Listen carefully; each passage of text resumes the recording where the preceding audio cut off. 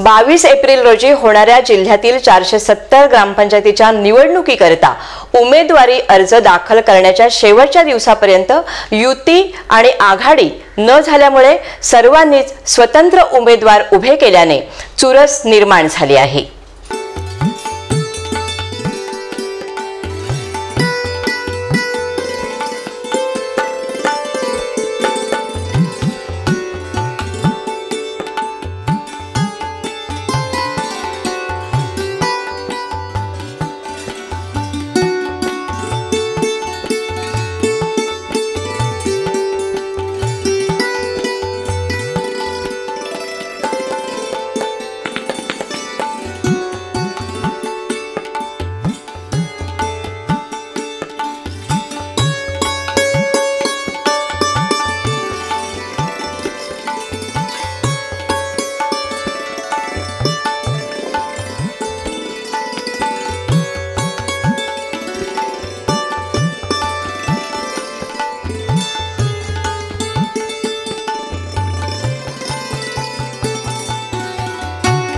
रत्नागिरी तालुक्यातील 53 ग्रामपंचायतींच्या निवडणुकीकरता आमदार उदय सामंत आणि तालुका प्रमुख बंड्या साळवी यांनी युती न करता शिवसेना स्वतंत्रपणे निवडणुकीला सामोरी जाऊन 90% ग्रामपंचायतीवर भगवा झेंडा फडकवेल असा अगोदरच दावा केला आहे।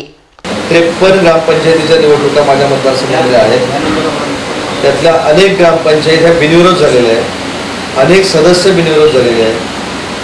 1-2 ग्रामपंचायतीच्या मध्ये डिस्प्यूट आहे, त्याच्यामध्ये खेडशी नाही, नाचणा नाही, पाली नाही।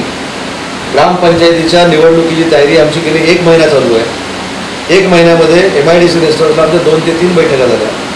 एका ग्रामपंचायतीमध्ये जरा फक्त वैयक्तिक काही गोष्टीमुळे अडचणी आहेत। वातावरण एवढं चांगलं आहे की भविष्यामध्ये कुठल्याही पक्षाला एकही ग्रामपंचायत मिळणार नाही ही 100% तालुका प्रमुख तुम्हाला खात्री देतो आणि 52च्या 52 ग्रामपंचायत शिवसेनेचा भगवा पडतो। दरम्यान माजी आमदार बाळ माने यांनी हम भी कुछ कम नहीच्या भूमिकेत भाजप स्वतंत्रपणे ग्रामपंचायतीच्या निवडणुकीत मैदानात उतरत आहे असं सांगून आम्ही विजयश्री खेचून आणू असा विश्वास KTV जवळ बोलताना व्यक्त केला।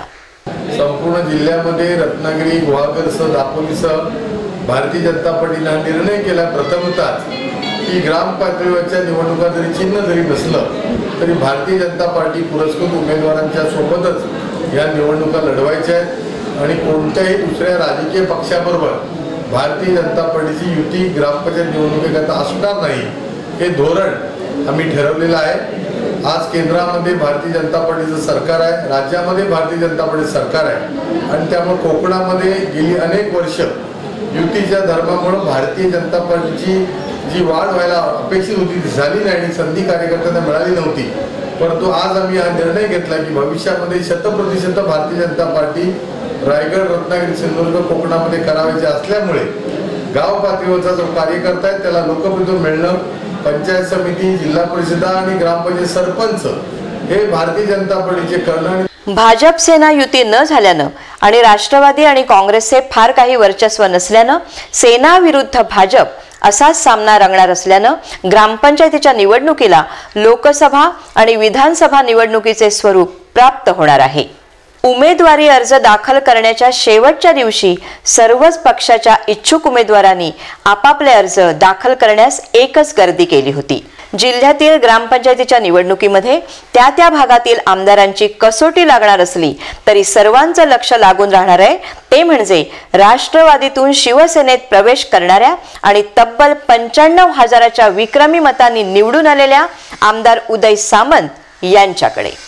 केंद्र आणि राज्यात भाजप सेना युती सत्तेवर असली तरी दोघांची मनं मात्र अद्यापही जोडलेली नाहीत। तसंच सतत वाढत जाणाऱ्या महागाईमुळे ग्रामपंचायतीच्या निवडणुकीत जनता जनार्दन काय निर्णय घेते हे निवडणूक निकालानंतरच दिसून येईल। रत्नागिरी तालुक्यातील नाचणे, मिरजोळे, मजगाव, पाली, नाणी, सोमेश्वर, चांदेराई, पावस, गोळप आदी ग्रामपंचायतीच्या निवडणुकीकरता उमेदवारी अर्ज दाखल करण्याच्या शेवटच्या दिवशी इच्छुकांनी गर्दी केली होती।